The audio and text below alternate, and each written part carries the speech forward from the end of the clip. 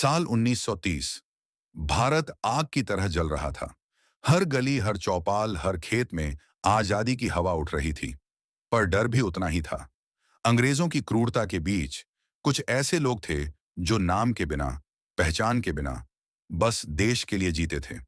इन्हीं अनसुने नामों में से एक थी बांधी देवी। एक ऐसा नाम जिसे इतिहास ने अपनी किताबों में जगह नहीं दी, पर देश की मिट्टी ने हमेशा याद रखा। पूर्वी उत्तर प्रदेश का एक छोटा सा गांव, लाल माटी, कच्चे घर और बीच में एक नीम का पेड़। यहीं पैदा हुई थी बांधी देवी। सादा जीवन, पर दिल में आग। बचपन से ही बांधी दूसरों के लिए खड़ी हो जाती। कभी किसी विधवा के लिए अनाज लाना, कभी बच्चियों को पढ़ाना, कभी भारी बोझ उठाने वालों की मदद करना। लोग हंसते थे, लड़की होकर इतना कौन करता है, पर बांधी बस मुस्कुराती। जब तक सांस है, किसी का काम आऊंगी। उसे क्या पता था कि आने वाला वक्त उसे पूरे देश के लिए खड़ा कर देगा। एक दिन गांव में खबर आई, नाथूराम नाम का एक स्थानीय क्रांतिकारी अंग्रेजों के खिलाफ पर्चे बांट रहा था। अंग्रेजों ने उसे पकड़ने की कोशिश की, पर वह भाग गया और गांव की तरफ आया। पूरे गांव में डर फैल गया। कोई उसे घर में नहीं ले रहा था। अंग्रेजों का खौफ इतना था कि लोग दरवाजा तक नहीं खोल रहे थे। पर तब बांधी देवी ने दरवाजा खोला। अंदर आ जाओ भैया, जब तक मैं जिंदा हूं तुम्हें कोई हाथ भी नहीं लगाएगा। उस रात पहली बार बांधी ने आजादी के पर्चे देखे। पहली बार उसने क्रांति की सच्चाई जानी। और उसी रात उसने फैसला किया, मैं भी आजादी की लड़ाई में हिस्सा लूंगी, नाम के बिना, बदले में कुछ पाए बिना। धीरे धीरे बांधी अंग्रेजों के खिलाफ भूमिगत क्रांतिकारियों के लिए सबसे भरोसेमंद कड़ी बन गई। वह करती क्या थी?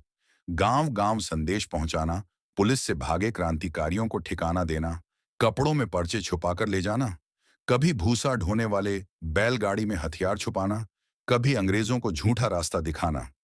लोग कहते थे, बांधी देवी तो एक लड़की है, ये क्या कर लेगी? पर जैसे चुपचाप नदी पत्थरों को काट जाती है, वैसे ही बांधी चुपचाप अंग्रेजों की ताकत काटती जा रही थी। एक रात, तेज बारिश, अंधेरा और डर से भरी हवा। अंग्रेजों ने गांवों पर अचानक छापेमारी शुरू कर दी थी। क्रांतिकारियों का एक छोटा समूह भागते हुए बांधी के दरवाजे पहुंचा। दीदी, अगर पकड़ लिए गए तो हमें फांसी दे देंगे। बांधी मुस्कुराई। आज मेरी परीक्षा है, अंदर आओ। उसने 3 क्रांतिकारियों को अपने घर के नीचे बने पुराने अनाज कोठार में छुपा दिया। स्वयं छत पर बैठ गई ताकि बाहरी आवाजें वह संभाल सकें। थोड़ी देर में ही अंग्रेज दरवाजा तोड़ते हुए अंदर आए। अफसर ने पूछा, कहीं बाघ ही दिखे क्या? बांधी बोली, यहां तो कोई नहीं आया साहब। अंग्रेज चारों तरफ तलाशी लेते रहे। वह कोठार के पास भी आए, पर बांधी ने तुरंत खुद पर पानी डालकर कहा, बारिश में मैं पशुओं को देख रही थी, पूरा भीग गई हूं, आपको चाय बनाकर देती हूं। अंग्रेज चले गए। क्रांतिकारियों की जान बच गई। पर उसी रात बांधी के मन में एक बात साफ हो गई, अब अंग्रेज मुझे ढूंढेंगे, मुझे और सावधान रहना होगा। कुछ महीनों बाद एक गद्दार ने अंग्रेजों को बता दिया कि बांधी देवी क्रांतिकारियों की मदद करती है। अंग्रेजों ने उसे पकड़ने का आदेश दे दिया। एक सुबह जब वह कुएं से पानी भर रही थी, तभी सिपाही उसे घेर लेते हैं। पर बांधी भागती नहीं। वह जोर से चिल्लाती है, अगर मुझे पकड़ना है तो पहले इस मिट्टी को कुचलना होगा जिस पर मैं जन्मी हूं। सिपाही उसे घसीट कर ले जाने लगे, पर गांव की औरतें भीड़ बनाकर खड़ी हो गईं। एक बूढ़ी औरत बोली, ये लड़की नहीं, हमारी ढाल है, इसे मत ले जाओ। अंग्रेजों ने गोली चलाने की धमकी दी। भीड़ हट गई, पर बांधी नहीं हटी। अंग्रेजों ने उसे जेल में डाल दिया, पूछताछ की, मारा, डराया, पर उससे एक भी नाम नहीं निकलवाया जा सका। उसने कहा, देश की रक्षा के लिए मर जाऊंगी, पर किसी साथी का नाम नहीं बताऊंगी। महीनों बाद एक रात जेल से खबर आई कि बांधी देवी बीमार पड़ गई है। उसे गांव भेज दिया गया। बहुत कमजोर थी। उसकी आखिरी सांसें नीम के उसी पेड़ के नीचे चलीं जहां उसने बचपन में खेला था।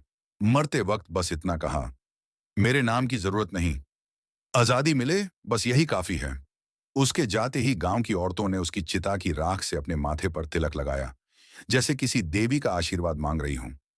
समय बीतता गया, अंग्रेज चले गए, देश आजाद हुआ, पर इतिहास की किताबों में कहीं भी बांधी देवी नहीं लिखी गई।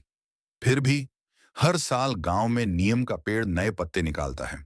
लोग कहते हैं, ये पेड़ बांधी देवी की आत्मा जैसा है, चुपचाप देशभक्ति देता है, बिना नाम के, बिना शोर के। बांधी देवी, एक ऐसा नाम जो इतिहास ने भुला दिया, लेकिन आज भी मिट्टी की खुशबू में जिंदा है। भारत की आजादी के असली हीरो अक्सर वो थे जिन्होंने बिना नाम, बिना इनाम, सिर्फ देश के लिए जिया और मर गए। ये कहानी अगर आपके दिल को छू गई हो, अगर आपको भी लगता है कि ऐसे गुमनाम वीरों को दुनिया तक पहुंचाना जरूरी है, तो इस वीडियो को लाइक करें, शेयर करें और चैनल को सब्सक्राइब जरूर करें, क्योंकि आपकी एक क्लिक ऐसी अनसुनी कहानियों को लाखों लोगों तक पहुंचा सकती है। मिलते हैं अगली प्रेरणादायक कहानी में। जय हिंद।